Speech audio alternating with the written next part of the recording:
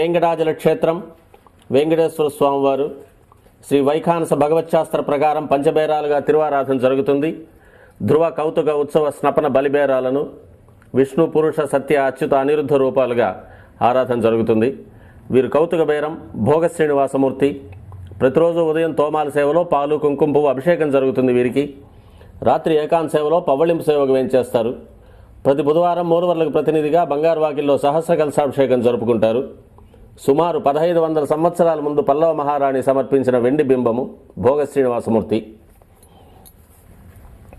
ధ్రువబేరం మూల విరాట్టు వక్షస్థలంలో మహాలక్ష్మి అమ్మవారు, పద్మావతి అమ్మవారు, శ్రీవత్సం, కౌస్తుభం, ముఖమండలంలో పచ్చకర్పూర నామం, కస్తూరి తిలకం, శ్రీపాదరేణం అనే మహాప్రసాదం, నవరత్న కిరీటం, రత్నాల సుదర్శన పాంచజన్యాలు, రత్నాల కర్ణపత్రాలు, భుజములందు నవరత్నాల నాగాభరణాలు,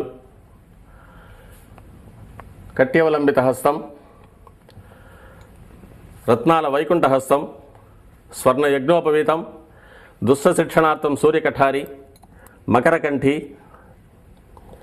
చతుర్భుజ లక్ష్మీహారం, తులసీపత్రహారం, 5 పేట్లుగా ఉన్న సహస్రనామహారాలు, ఇరువైపులా సాలగ్రామహారాలు.